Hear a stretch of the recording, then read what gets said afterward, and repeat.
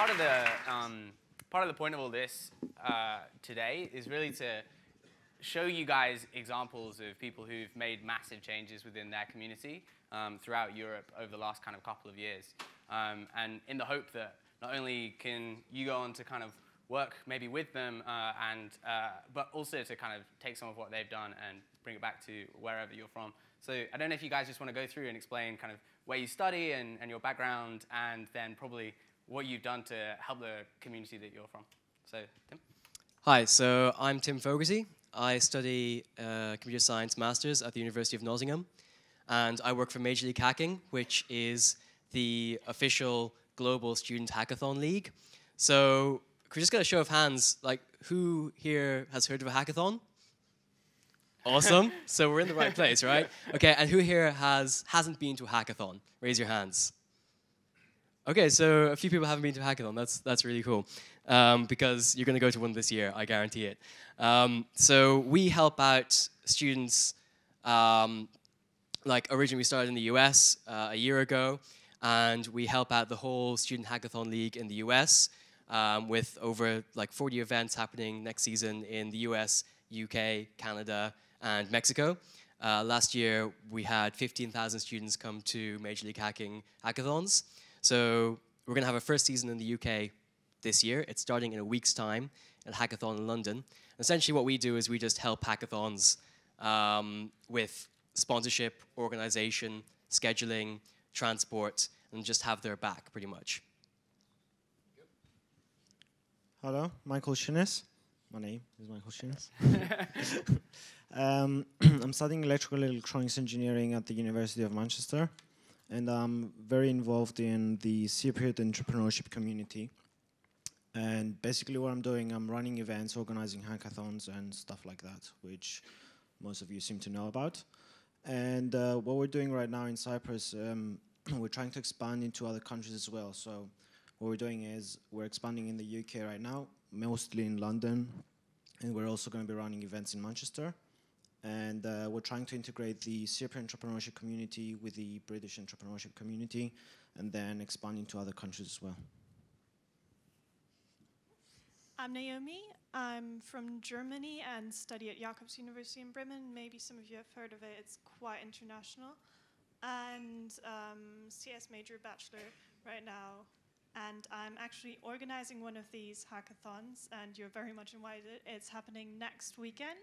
So I'm quite stressed right now organizing that, but I guess that's why I'm here. I'm also one of the CS club leaders at my university, so we're trying to kind of get people there together and hack. And right now, I mean, organizing an international hackathon to kind of get these things that are happening in the US and are very common there to Europe, and also try and help with spreading this culture throughout Germany, throughout Europe, because it's now starting in the UK with MLH doing that, but it needs to spread throughout all of Europe is what we're thinking. Applications still open for the hackathon? Yeah. Okay, because there's a bunch of EFers going as well, I know. So, Hello, my name is Radu. My story is a little complicated. I'm from the University of Bucharest. I tried to finish mathematics, but now I'm finishing computer science. I started 3 years ago with Daniel, the man in purple, a company named Softbinator. We wanted to rank people. We wanted to match them with companies, so we gather all their online information from Stack Overflow, GitHub, and other online activities. And after 6 months of assiduous work, we launched the beta test. And we realized that we don't have companies on our platform, but we don't have companies because we don't have people, and we don't have people because we don't have companies. Another 6 months with banging the head on the table, we pivoted. So we dropped this idea and started a community.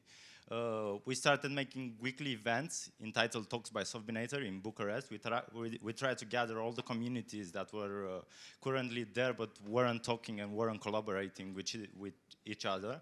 So after 2 years, we made 55 events. We had summer breaks and winter breaks.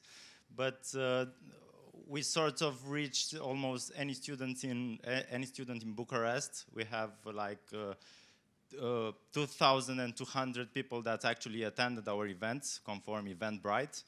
And we reached we have 5,000 people in the community, and we reach almost all the students in Bucharest, thankfully to a Facebook software engineer that donates their Facebook credit ads to spam people. So thank you. So I guess one of the things that I wanted to ask is how you guys all got started, like your first experiences with this, and then also what made you want to kind of set something up for yourself and like lead this within your community. Because I'm sure there's lots of people who maybe have been to hackathons before, but how does that turn into you deciding that you're going to be the kind of figurehead for where you guys are from?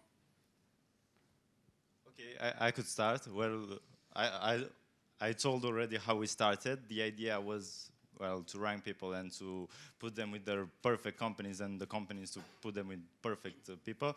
But then we thought that what we actually need is to raise the standards of IT programming in Romania and in Bucharest, because most of the software engineers there do WordPress themes and sell them with lots of money, so that's not very nice. So we wanted to gather all the people that do innovative technologies and present them to the community, and also try to make everyone collaborate with each other and try to gather good ideas and finally put them in the workings. What did you actually have to do to set it up though? Did you like reach out for sponsorship, or did you think, screw it, like I know enough people, I'll do it myself? How did you like get your profile? Well, we first started like, we said that conferences are very cool, but they cost a lot of money, so screw it, we're gonna do it ourselves. Our first edition was in a small pub. Oh, I forgot to tell, all our editions are in pubs where we drink beer and listen to presentations. Our first edition was only with friends, so we had some few friends, the Association of Mathematics and Computer Science students from the University of Bucharest, and the first edition had like 10 to 15 people. And the second edition, their friends came, the third edition, their friends came, and the friends of friends, and the friends of friends, and after 55 edition, we're 80 persons per edition. And we moved to a bigger pub that opens for us. Yeah.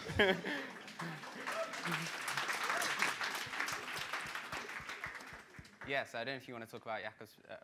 Sure, I can. So, as I already said, we saw that this was happening in the US a lot. Most of you will know hackathons there are really common, and you don't see it as much in Europe. You start seeing it with a few companies holding their own hackathons. So actually, I'm a third year now, so in our first year, me and a friend of mine, we went to a few of these events, and we were like, we'd really like to organize that for our university. We proposed that to the people that help with student events on our campus, and they were like, no, I mean, you guys haven't really done anything yet, so we don't really want that right now. In our second year, we did it anyways on a smaller scale, and that was around 30 to 50 hackers just from our university. And then this year, we came up with a proper schedule and with a proper plan of how to organize this event and what we envisioned, and then made that international. Now we're expecting about 100 to 130 people coming to the hackathon. And for that, really, to set it up took a lot of connections, really. So it took most of us 2 years about that, to get the internships, get the connections to the important companies, because of course, if you organize this, you need a budget, and that was, I think, why we couldn't have done it in the first years, because just you need to know how to set this whole thing up, and then go about getting people, pretty much. Cool. And what about Hack Cyprus? If you were going to ask me this question, the same question 2 years ago, entrepreneurship was not going to be an option. But then I met a few really good guys, really smart guys in a hackathon in Cyprus. I got into the entrepreneurship community because of them. I learned quite a lot of stuff, mainly running events. And ever since, I've been really involved. This year, I ran my first hackathon in Cyprus, where we got about 100 people. I was part of the organizing community for Code School, where we taught the fundamentals of programming and electronics to kids 9 years old to 15 years old. And the results were quite amazing, actually. We saw people that didn't even know how to program to come there in just in one day, build an electronics robot, and travel through a maze. Cool. And Tim, given that you kind of have the support of the US with you, like how have you gone about setting it up? Is it the kind of thing where like other people can do it around Europe, or how does that work for you? Yeah, so maybe I should talk a little bit about what I do at Nottingham. So at Nottingham, I'm actually the president of the hacking society there, HackSoc, and we're essentially a hackathon society. It's pretty much all we do is go to hackathons. And yeah, I got into that about a year ago when I tried to switch course from physics to computer science, and they wouldn't let me. So I was a little bit annoyed, but they said, hey, we've got this thing called HackSoc that's starting up, so maybe you should try and get into this. So I said, yeah, that sounds really awesome. These things called hackathons, never been to one before, they sound pretty cool. And they were going to go to launch.io, which happened in the Dome, the O2 Arena place, yeah. And unfortunately, I was in Australia at the time, so I couldn't go. I was really disappointed. It was like, okay, no, I'm going to have to find a hackathon to go to because these events sound really, really cool. So I searched online for hackathons in Australia, and I found one called Hackagong, which is in the University of Wollongong, which is a real place in Australia. It's just outside Sydney. It's about an hour's train ride outside Sydney. And I went along there, and I didn't know anybody. I didn't know much coding. But they put me in a team, and I learned a lot over the weekend. And it was just a fascinating experience to see all of the cool things that people made, to actually be able to make something within 24 hours. And they had a lot of 3D printers there as well, which were, like, they're awesome. The things they make with those are so cool. So I went there, and I was immediately absolutely hooked on hackathons. And I was like, okay, I have to go to every hackathon I possibly can go to. And I think that for a lot of people, when they go to their first hackathon, that's like it. You get hooked immediately, and you're like, okay, this is how I'm going to get into this as a thing. And that's how I decided, okay, I'm going to properly do HackSoc. I'm going to become president of HackSoc. I'm going to try and make a society that can help have more hackathons across Europe. And that's how I got involved with MLH eventually. One of the big challenges of hackathons we find is that unless there's a really high bar to get in, and usually that means like no MBAs and lots of other things, some of them have really bad reputations for not good stuff, for not producing high quality stuff. So I wanted to let you guys explain how you've managed to create something which isn't like that and has a really strong reputation for great people. Okay, hackathons are not about producing high quality stuff. That's not at all what they're about. Hackathons are about learning and having fun. Okay, that's 100% all they're about. If you want to produce good stuff from hackathons, like that's a lot what kind of banks or corporations try to do, and they try to kind of get you to do their work for you, and it's really scummy, and like it's not an enjoyable experience, and it's not fun. So about like 90% of the things that get made at hackathons, they're not going to get worked on ever again, and that's not a bad thing, okay? Because you use hackathons to learn about new technologies. You use hackathons to meet new people, to learn about different companies, and to just have fun. And they are like having high bars for entry to hackathons is a really bad idea because they should be for beginners. And nearly all hackathons, every student hackathon for sure is really open to beginners.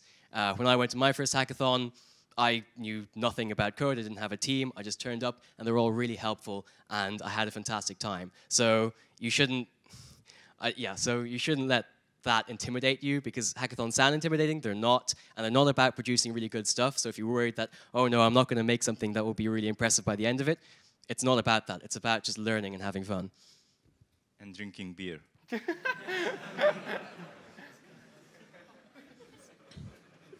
I actually agree with that.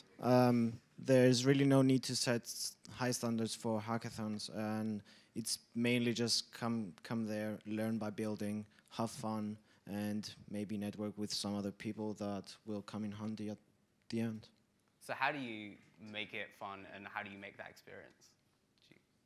Apart from beer, which I realize is essential. Food. So our hackathon, we're also going to have tons of Nerf guns, so organizers get to shoot people. Things like that. No, I mean, it's going to be fun by itself because you get to meet new people, work on exciting projects that you get to choose. So it's not like you have to work on this project because it's due in school and you have to. It's more like you get to actually try things out. And there, as was said, don't worry at all if you don't know about things, because these are really your opportunities to learn, because you'll have noticed that. You don't learn because you have to, you learn because you're interested in something and create something new. That's the best way of learning new languages. So really, and that's fun. If you, at the end of the day, after not having slept for 24 hours, get together and you say, okay, we've built this is amazing. We don't care whether it's going to win, this is crazy, it's awesome. That's the fun part, really. Anything to add? Mainly well, maybe in our community it's not really hackathons. We have sort of talks and workshops and something in between, and people after beer that keep coding in the pub. So it definitely needs to be fun. It must be a relaxed atmosphere. That's why we went for a non-formal location, like the pub, like everyone's okay there. So have fun, try to learn something you really like. So the people that come usually change by the subjects they are. So if the subjects are of interest, people will come. If they aren't, they don't. So fun, beer, I don't know, building stuff. It's, yeah, I don't know. Cool. It's fun. So given the audience, one of the things that we wanted to ask you guys is how you would like, I guess, these guys to help, or like how you want to make Europe more international. Because even though we think of the States as being one place, but it's not, right? It's lots and lots of different communities and they all interact together. So what do you guys want in terms of help, and what would you like to see to create more of a kind of like across Europe community? Sharing the love, I suppose. Basically, what we want is people to be more engaged, bring in more students, hopefully, and yeah, just share the events. Also share the culture of hackathons, because a lot, when I was organizing this and trying to reach out to people within Germany, the problem was that a lot of these students did not know what a hackathon was. So when I tried to reach out to them via Facebook, they were just like, okay, so what is this event you're talking about, and why are you even posting in our group? So it's more of creating a network of where people know what a hackathon is, where people know that it's exciting and want to come to this event. So it really is exciting. So we should have this network as it exists in the US, also here, because not all the hackathons in the US have so much money to just fly in everyone from Europe, so why not start it here? And definitely get involved. We cannot create big hackathons if the community isn't involved. So it's a lot of work, and probably, I don't know how it goes on your side, but on our side, people volunteer. So the community is for the community, by the community. So if you want to get involved, get in touch. And do you have, I mean, if you were to expand Softbanator or other people to try and set up something similar, like how would you be able to help, or can you give? Well, maybe talks in London. I don't know if it's any weekly event that I guess here in London. I think there's a bunch of meetups. I guess it depends what you're into. Yeah, we're a meetup actually that transcends over everything that software engineering involves. We also had 3D printers and quadcopters, so it's about everything that involves software. Cool. Yeah. And So I'd say a few things. Firstly, at your university, if you don't have a hacking society, or if the current societies you have are a little bit shit, because let's be honest, some of them are, then start your own society, okay? We've seen lots of like new societies crop up, like HackSoc in Nottingham, KCL Tech in KCL, and they're doing a fantastic job of spreading kind of hacker love like all around the country. So you should definitely go and do that, because it's such a rewarding experience and it will help out a ton of people. If you want help with that, then definitely come and talk to me, or anybody here. Like, we can all help you with that. Another thing is, So I think everybody here, like they're probably really involved with your communities in your university and with the hacker communities in the UK. So it's very important to have like a really strong culture of understanding and being kind to others, okay? And there's some very simple things that we can all do in order to make a welcoming community for everybody, so that beginners don't feel intimidated when coming in, and so that we can, again, get more people involved and just have more fun together, right? And one of those is like being really welcoming to beginners. Always teach them new things if they ask. You know, make sure if somebody's alone, or you know, you go up to them and try and help them out, and just generally being considerate of other people. Like we have some, so Major League Hacking, we did a survey of kind of people who go to hackathons. So we've got, you know, a lot of good data about hackathons in general, and you know, we found some pretty bad data, like only 13% of attendees are women, which is absolutely atrocious and is quite simply like saddening. So we need to create a community which is accepting and is understanding of everybody in that community. So, you know, you should all try and keep that in mind and act with that in mind. I guess I'm kind of hoping that lots of you will want to start something, or maybe you already started something. Have you guys got any questions for these guys, or maybe ways that you'd like help or something like that?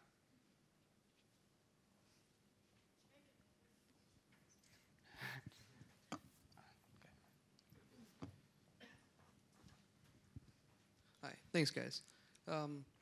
So we have a society in St. Andrews, but I found it very, very difficult just to get people in the school interested to go to our own hosted hackathons. I don't know if that's because we had maybe a few bad ones that wasn't very interesting, or maybe there was an incentive, but how do you get everybody interested at the beginning, very beginning? Well, for us, we have a quite involved club, so we have almost weekly meetings, so those are generally the people that come. We have Facebook groups where it's just like people posting about exciting stuff, but also for the hackathons, we generally have companies involved. We have exciting prizes where people, even if they don't come just for the excitement of the hackathon, they come for the prizes. So it's sometimes like we have also tons of food. People at our university hate the cafeteria, so we said, okay, we're going to get awesome pizza. We'll have midnight snacks. We'll have falafel / doner, if you know that, and like tons of food. So it's really for people, it's like, okay, am I going to spend the weekend doing nothing, sitting in my room, or am I going to get awesome food, meet exciting people, build some cool stuff? Like, don't limit them in what they do. That's sometimes not good if you say, okay, you have to develop with this thing, because then it's going to be really hard for people to join or for people to get excited about that. If you say, okay, build anything you want, that's generally quite cool for them. And how did you get like budget for all that stuff? Did you just ask random people? Pretty much. That's why it would have failed if I had tried that in the first year. But after my first year, I did an internship with Google, so I got some connections there. Then I did an internship with Microsoft. In the meantime, I got contacts to a bunch of other companies like EF. So I just used the networks that also my friends and fellow students had. And they were like, okay, I know this person at that company, why don't you email them? I, of course, also reached out to a lot of companies and just told them about the event. And a lot of them were very excited, and we told them, okay, these are the packages you guys can buy. And we ended up getting about 20,000 euros for the hackathon, which is quite a lot of money. But I think what really helped is that I had a lot of these connections to recruiters mostly. So if recruiters talk to you on LinkedIn, if you're not on LinkedIn, get on there. Then be nice to them, because those connections can give you a lot in terms of organizing these events. And it's not just hackathons. With any kind of event that we have on campus, Microsoft is willing to sponsor some t-shirts or whatever. I heard about another event that is getting an Xbox this week from one of you earlier. And just be nice to companies, be nice to the people that you know, and then those are the people that are willing to give you money later. Yeah, so I have a strategy for this that you could use. So to get people to go to your hackathon, you should go to other people's hackathons. Okay, so get 5 people from St Andrews together and go down to another hackathon somewhere in the country. Okay, and when you get there, you're going to be like thrown free T-shirts at you. You're going to get tons of free food. You get some free tech. If you win a prize, that'll be awesome. You get even more tech to bring back to St Andrews. Post all the pictures on the Facebook page and go to everybody in the school and be like, oh, wow, this weekend, it was amazing. We got all of this free stuff. We had an amazing time. They built this and this and this. We got to see this. This person was speaking who was really awesome. And eventually, you're just going to build up some hype around hackathons in general. And I guarantee you bring 5 person down for the first hackathon. Second hackathon, you're going to be bringing 10 people down. And then the third hackathon, you're going to be bringing 15 people. And then it's going to be really easy to get kind of 100 people and more into your own hackathon, right? So yeah, that's the first step, I think, is going to other people's hackathons and then just being really vocal about how awesome they are. I think if you find more people that have the same passion as you for hackathons, you'll slowly build some more traction and build an audience. And then maybe when you have an audience in the community, you can go to your school and you'll probably get some funding for that. Cool. I think we've got time for like one more quick question. This guy at the back, his hand very high. So, how do you balance kind of like too much direction? Like you're saying, we don't want to give you projects to work on the hackathons. It's boring.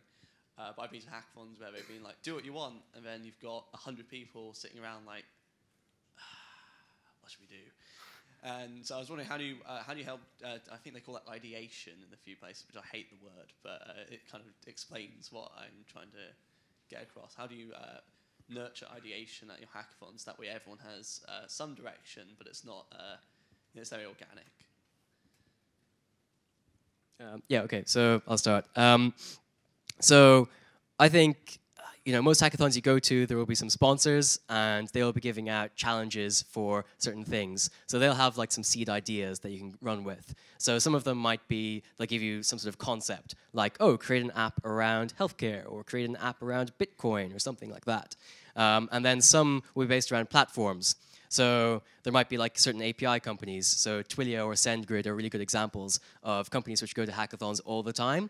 And I think things like Twilio and SendGrid are really, really helpful for helping give beginners good ideas for hacks, because it's saying, okay, like make something cool using phone calls or texts or emails. And that's a really good seed point for people to come up with good ideas. So maybe you make an Assassin's game with text messages, or maybe you make something that will phone you and play you randomly generated dubstep music or something like that, which actually happened in a hackathon like a week ago.